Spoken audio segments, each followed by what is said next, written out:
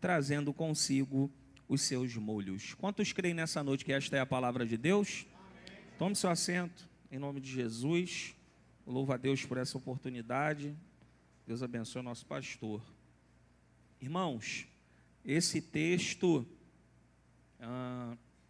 é um texto conhecido da igreja, e eu, particularmente, preciso só fazer os irmãos lembrarem de algumas coisas referentes a esse texto. O livro dos Salmos, nós sabemos que são cânticos, sabemos que são fases do povo de Israel em diferentes momentos, através de algumas pessoas que marcaram a história. O Salmo de número 126, se nós procurarmos saber, o autor é desconhecido. Há algumas pessoas que dizem, alguns estudiosos que dizem, que foi Esdras que escreveu, por conta do contexto deste salmo quando foi escrito.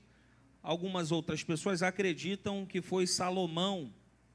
Outras acreditam que tem uma influência do rei Ezequias, porque também os estudiosos associam o Salmo de número 126 ao momento do cerco assírio sobre Judá, na época em que Senaqueribe cercou Judá e que Ezequias era o rei.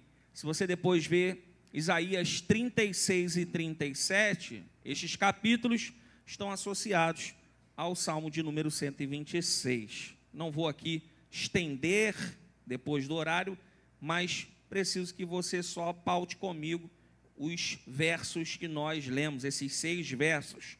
O salmista, quando ele expressa, dizendo no verso de número 1, eu gostaria que a mídia colocasse Salmos 126, verso de número 1. Quando o salmista ele traz o seguinte cântico dizendo: quando o Senhor trouxe do cativeiro os que voltaram a Sião. Aqui o salmista está falando de uma das habilidades de Deus mais incríveis que nós conhecemos de Gênesis e Apocalipse. Aqui o salmista está falando e declarando, primeiro, que o Senhor trouxe de volta. O salmista está dizendo que Deus, ele é especialista em restituir aquilo que foi perdido. O salmista está declarando com cânticos que Deus, o Senhor, resgatou o seu povo. Louvado seja o nome do Senhor. Eu preciso lembrar aos irmãos nesta noite que o Senhor resgatou um povo das garras, das mãos do império babilônico, que era muito poderoso naquela época. Mas também preciso lembrar à igreja nesta noite que o povo de Deus, o hebreu, o israelita, ficou nas mãos dos babilônicos por conta da desobediência, por conta da falta de entendimento, porque este cativeiro durou 70 anos, Deus permitindo o inimigo espremer o seu povo. Existem situações na vida do crente que é muito similar com o que acontece também na vida do povo de Deus na Bíblia. Existem guerras, lutas, provações que não são aprovações ou não são provações, não são momentos ruins que Deus quer virar o cativeiro.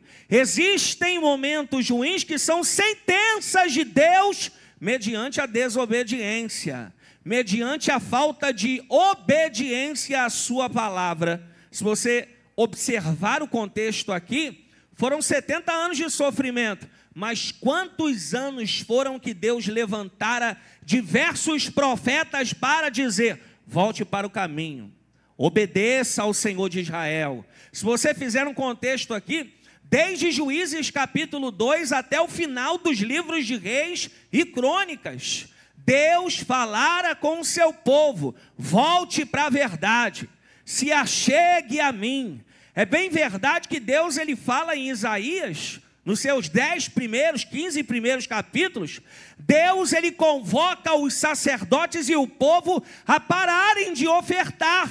E Deus diz através de Isaías: por favor, eu não aguento mais, parem de ofertar, porque o coração de vocês não está inclinado a mim. As suas ofertas sobem para mim como um cheiro desagradável. E nós precisamos entender que Deus ele não está preocupado com as nossas habilidades. Deus ele não nos conhece por aquilo que sabemos fazer. Deus nos conhece pela verdade que vivemos dentro de nós. Louvado seja Deus. Então o salmista aqui, ele está dando um grito no verso 1. O Senhor, ele tem este poder de resgatar um povo que está cativo. Deus tem este poder de tirar alguém da lama e colocar restituído no meio dos grandes. Deus tem este poder e não mudou. Nós estamos aqui e eu quero lhe dizer nesta noite, Deus ainda é um Deus da restituição. Deus ele traz de volta o casamento, Deus ele traz de volta a alegria, Deus ele traz de volta um filho rebelde, Deus ele traz de volta uma vida diante dele. Mas nós precisamos entregar a nossa vida nas mãos dele.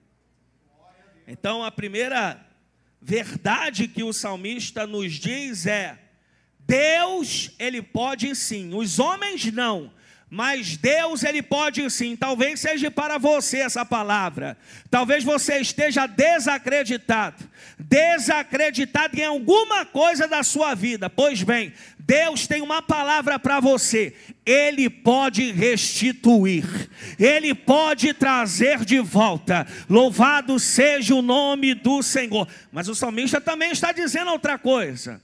Deus ele não só traz de volta, mas quando Deus traz de volta, a Assíria não pode impedir o que Deus está fazendo.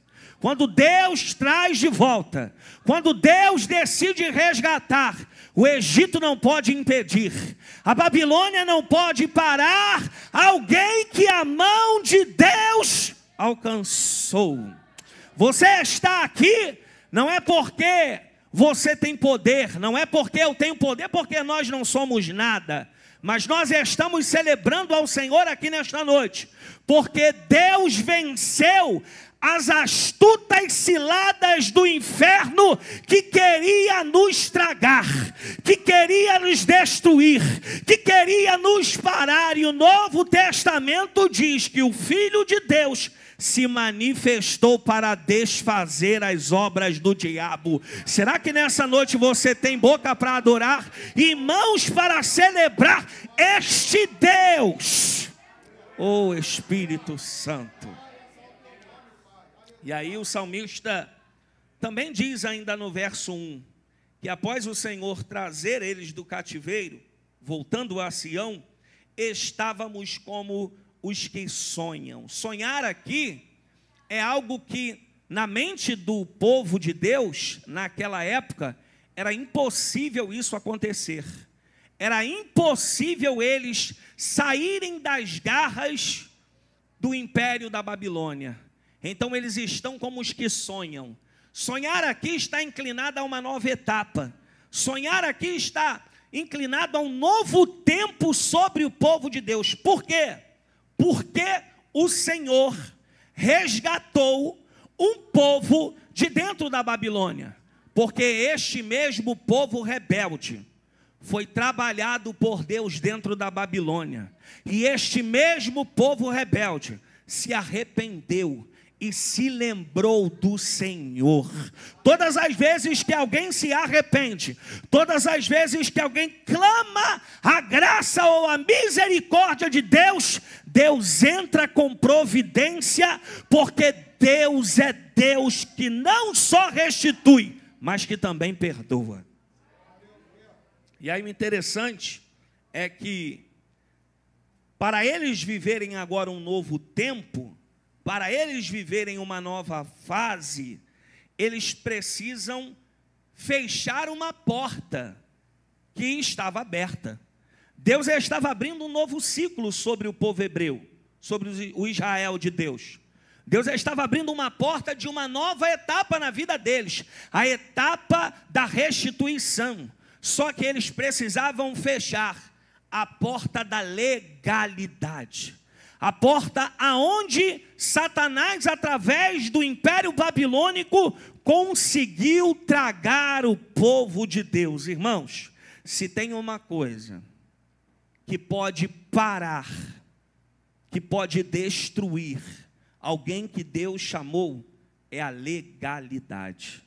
Porque a legalidade é uma porta de entrada para Satanás fazer o que ele quer na vida de alguém que Deus chamou. Então, quando o salmista está dizendo que eles estão como os que sonham, para viver um novo tempo é necessário que eles deixem o tempo do choro de lado, que eles deixem, abandonem e esqueçam o tempo dos traumas que viveram na mão do Império Babilônico. Por quê? Porque agora é um novo tempo. As coisas passadas devem ficar para trás. Nós não precisamos abrir a nossa boca para dizer, eu fazia isso e fazia aquilo. Eu fazia aquilo e comigo era assim. Não, nós precisamos declarar as grandes coisas que Deus tem para nós e através de nós. O que passou, passou. E a partir de agora nós precisamos viver um novo tempo que Deus tem para as nossas vidas. Então, o conselho que nós podemos ter aqui: se desligue dos traumas, se desligue das dores, se desligue do tempo difícil que você viveu. Se você está vivendo uma vida com Deus, viva a partir de agora e esqueça tudo que te machucou, porque fazendo isso, você está curado e curada para viver o novo tempo de Deus. E aí ele continua dizendo assim, então, no verso 2, a nossa boca se encheu de riso. Riso aqui é alegria, felicidade, e a nossa língua de cânticos. Ou seja, qual é a intenção que o salmista está querendo nos dizer? Que tomados por uma alegria muito grande em estarem vivendo uma nova etapa, um novo ciclo, um milagre que Deus fez de resgatar eles das mãos dos babilônicos, agora eles vão devolver para Deus através da adoração. Nós precisamos ter uma vida diária de adoração. Nós não adoramos quando iniciamos o culto, nós adoramos vindo para o culto. Nós não adoramos quando o pastor ou o dirigente do culto inicia o trabalho. Nós adoramos em casa, nós adoramos no trabalho, nós adoramos no banheiro, lavando louça, porque quando nós adoramos, nós nos relacionamos com o Deus que nos dá felicidade. Eu gosto de uma frase de Tim Keller. Tim Keller diz que a oração é uma oportunidade que Deus deu à humanidade de experimentar a felicidade com Deus. Quando nós oramos, nós adoramos também ao Senhor. Porque quando nós oramos, nós nos apresentamos como servos, nós apresentamos como filhos. Então que nunca falte da nossa boca uma adoração verdadeira a este Deus que nos salvou. Verso de número 3, grandes coisas fez o Senhor. Grandes aqui significa crescer. Grandes coisas aqui não é algo material, mas grandes coisas aqui significa tornar-se grande. Então o que o salmista está dizendo? Ele está falando que através deste grande ato de Deus, os outros povos, a Assíria, o Egito, os babilônicos, eles estão vendo, eles estão contemplando Deus pegar um povo pequeno e tornar eles grande novamente. O que Deus quer realizar na vida do seu povo não é só para que seja para você, mas que seja através de você. Eu quero declarar aqui nesta noite na sua vida que o que Deus tem para você será um reflexo para a vida daqueles que são de outros povos e que serão contemplados pelo poder do Deus que você serve. As nações estavam vendo a mão de Deus sobre Israel. O verso de número 4, o salmista diz assim: faze-nos regressar outra vez do cativeiro. Escute isso aqui. Faze-nos regressar outra vez. Ué, mas o povo já não tinha sido liberto? O povo já não tinha sido resgatado no verso de número 1? O povo já não tinha voltado para Sião? Se você depois fizer uma pesquisa bem simples, regressar aqui no verso de número 4 significa restaurar. Sabe o que o salmista está dizendo? Senhor, a restauração física o Senhor já fez. Só que nós precisamos da restauração espiritual. Labadarabarrácia. Nós precisamos adquirir novamente arrependimento. Nós precisamos novamente adquirir reconciliação. Por quê? Porque o salmista entendeu que uma vida verdadeira com Deus, a mudança de comportamento. Irmãos, eu não sou o dono da verdade. E confesso aos irmãos que eu já preguei diversas vezes no texto da mulher do fluxo de sangue. Diversas vezes. Mas eu nunca vi ou tinha visto como olhei por esses dias.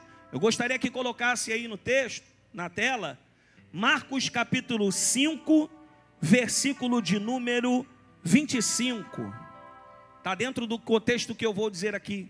E certa mulher que havia 12 anos tinha um fluxo de sangue, verso 26, e que havia padecido com muitos médicos, e despendido tudo quanto tinha, nada lhe aproveitando isso, antes indo a pior. Sabe o que Marcos está nos dizendo aqui? O contrário do que muito nós ouvimos. Esta mulher, ela não sangra há 12 anos interruptamente, porque nenhum ser humano consegue gerar sangue durante 12 anos perdendo. Então Marcos está nos dizendo que esta mulher tem etapas na sua vida em que ela sangra e para de sangrar. Quando ela sangra, nós sabemos, através da lei de Levítico capítulo 13 e 14, que quem está sangrando é moribundo. Quem é moribundo precisa estar no vale, no ambiente onde os doentes estão, para não contaminar os que estão sãos. Então Marcos está nos dizendo que enquanto esta mulher sangra, ela se retém.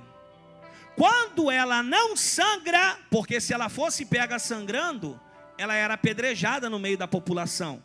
Quando ela para de sangrar, ela vai aos médicos. Ela gasta todo o seu dinheiro querendo ser curada. Versículo 27, por favor.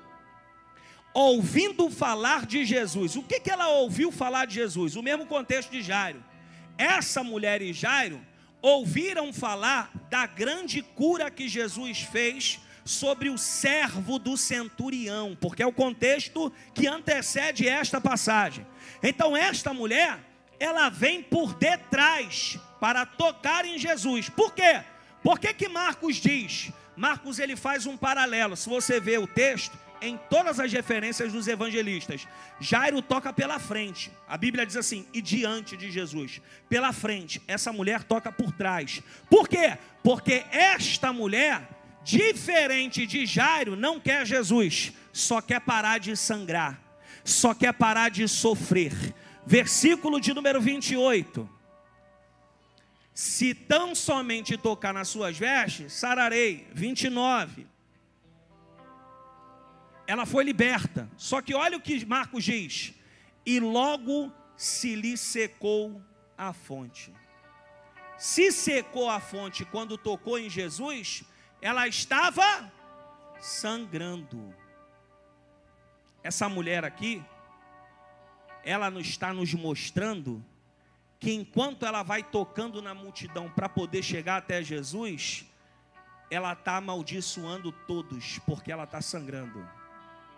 Essa mulher aqui, ela não coloca limites para conseguir o que ela quer, independente se vai trazer mal para o outro. Ela só quer tocar em Jesus e ela só quer parar de sangrar. Pode passar o verso 30. Jesus, ele procura e diz: alguém me tocou. Você conhece o texto? O texto diz assim no verso de número 32: e ele olhava em redor. Jesus deu uma volta. Sabe por quê? Não é porque Jesus não sabia quem era curado, quem tinha sido curado. Jesus queria constranger ela a se entregar perante a multidão. E eu vou te provar isso. Verso de número 33. Então, a mulher que sabia o que lhe tinha acontecido, temendo e tremendo. Esta mulher aqui está começando a nos dar indícios que Deus está invadindo o seu coração. Por quê? Porque nela está iniciando a habitação do temor e do tremor. Existem pessoas hoje que não têm temor e tremor, fazem as coisas para Deus de qualquer jeito, não limitam o que fazem, independente se trouxerem problema para B ou para C, só querem conquistar aquilo que é para si. Mas esta mulher, temendo e tremendo, aproximou-se e prostrou-se do jeito certo diante de Jesus e disse-lhe toda a verdade. Versículo de número 34. Louvado seja Deus. E ele lhe disse, sabe quem é esse aqui? É Jesus. Filha, a tua fé te salvou. Até o verso 33 é uma mulher que só quer parar de sangrar. Depois que temeu e tremeu, depois que se prostrou diante, depois que contou toda a verdade, não recebeu só cura, mas recebeu paternidade. Agora você é filha, porque tratou comigo na verdade, mostrou para mim o que você queria, e eu estou aqui para te dizer, eu também quero um propósito contigo. Quando nós nos aproximamos e dizemos, Senhor, restaura a minha vida, restaura a minha verdade, Senhor, que eu não apresente de ti na falsidade, Deus irá aquecer o teu coração, e a chama do Espírito Santo não sairá de você. Que todo esfriamento, que toda falta de temor, que toda falta de tremor saia de perto de nós, e que nós nos venhamos apresentar diante de Deus na verdade. O salmista está dizendo, nós precisamos voltar a ser filhos, nós não somos mais escravos.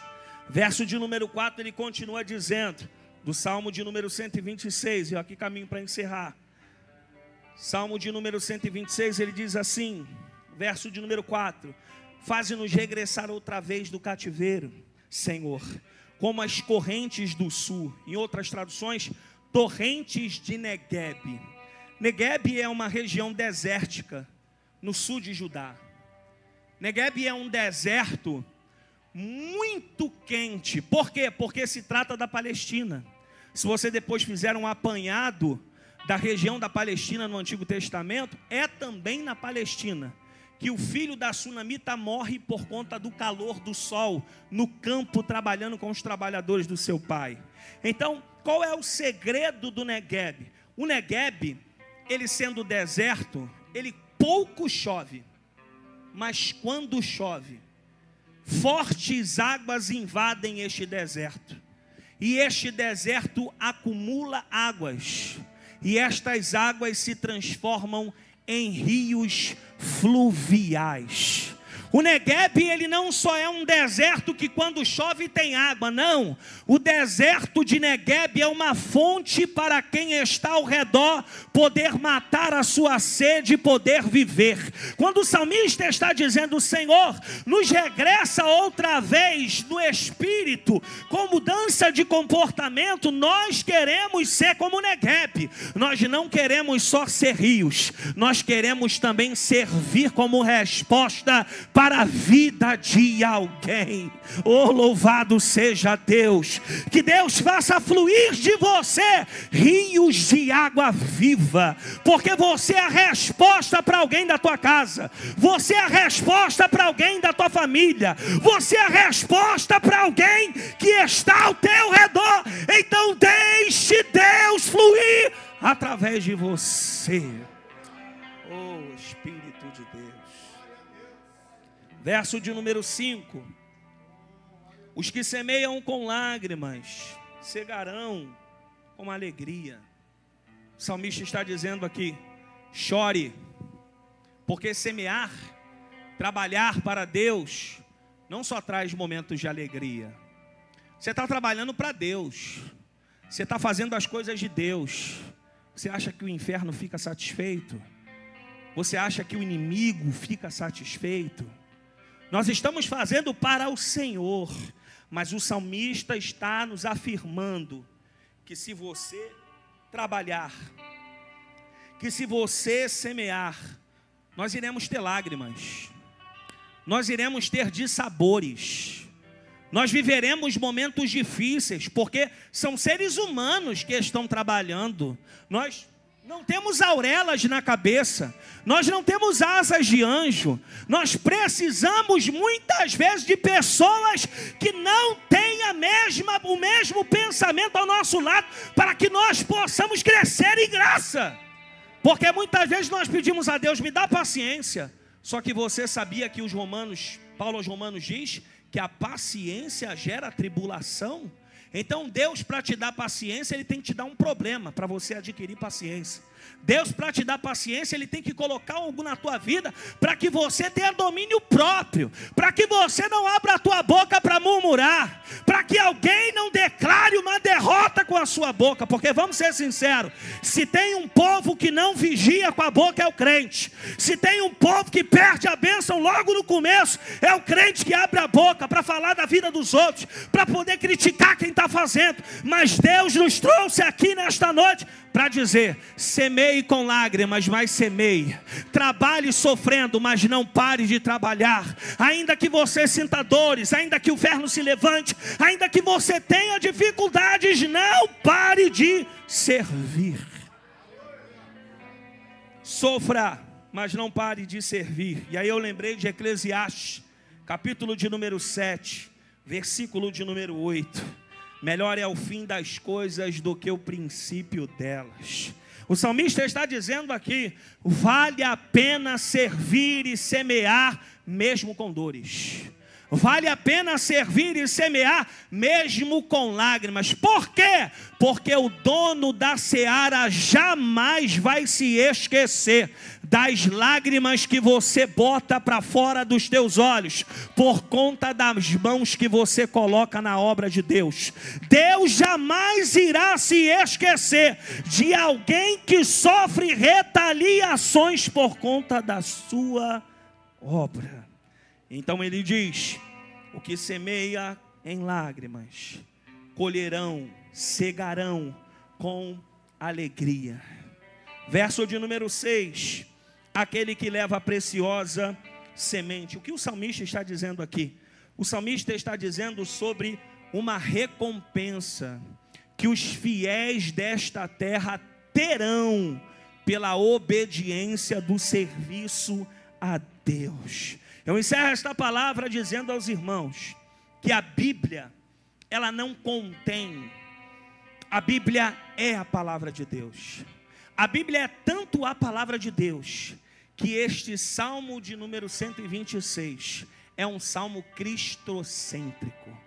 Este salmo de número 126 aponta para a pessoa de Jesus. E eu lhe provo pelo menos com 3 versos. Verso de número 3. Grandes coisas fez o Senhor por este povo. Por favor, coloque aqui no Data Show, Lucas capítulo 1, versículo de número 49. Maria está cantando um cântico após a visita do anjo, em que promete a ela gerar Jesus dentro dela. E ela diz: porque me fez grandes coisas, o poderoso e santo é o seu nome. Maria está dizendo o seguinte: o anjo achou graça, Deus achou graça em mim. Eu vou gerar algo que vai começar pequeno. Eu vou gerar algo que o homem não fez, foi Deus que colocou dentro de mim. Vai começar pequeno, vai crescer e vai começar crescendo. Vai fazer 30 anos, vai começar o seu ministério dos 30 aos 33. Vai aos 33 anos e meio entregar a sua vida na cruz do Calvário. E com 33 anos, ele será o maior homem da história. Ele será o Filho de Deus. E hoje ele está à direita de Deus. Entregou a sua vida por mim e por você, porque Deus fez grandes coisas em nós. Onde está você que pode declarar nesta noite: eu creio que Jesus é a maior coisa que Deus poderia fazer na minha vida. Eu creio que Jesus é grande e a promessa dele é sobre mim. Verso de número 4: restaura, Senhor, a nossa sorte. Em outras traduções, se depois você ler Atos capítulo 3, versículo 20 e 21, e envie, Pedro dizendo: envie ele a Jesus Cristo, que já dantes vos foi pregando, o qual convém que o céu contenha até o dos tempos da restauração de tudo. Pedro está pregando que Cristo irá restaurar tudo na nossa vida. Um dia os céus irão se abrir, um dia as trombetas irão tocar, um dia Jesus virá sobre os céus e chamará a sua igreja, e a maior restauração dos céus chegará sobre a minha vida e a sua vida. Suporte um pouco mais, aguente um pouco mais, se mantenha um pouco mais, porque é uma restauração completa sobre a sua igreja. Verso de número 6: aquele que leva a preciosa semente. Jesus diz em Mateus capítulo 13, versículo 37, e ele respondendo disse-lhe: o que semeia a boa semente é o Filho do homem. Jesus é o semeador, nós somos a semente que irá produzir a maior colheita nesta terra. Nós temos visto tudo isso que está acontecendo, mas um dia Deus irá nos colher deste mundo, e todo sofrimento irá acabar, e toda guerra irá acabar, e todo choro irá acabar, porque eu e você estaremos celebrando: tragada foi a morte na vitória. Oh, louvado seja Deus! Eu não sei você, mas eu vim com meu coração para celebrar este Cristo que venceu a morte e que me colocou como semente na sua seara. Que Deus te dê força, que Deus te dê alegria, que Deus continue te plantando, que tudo aquilo que tenta te parar seja derrubado nesta noite. Receba renovo da parte de Deus, e que Deus te abençoe, em nome de Jesus.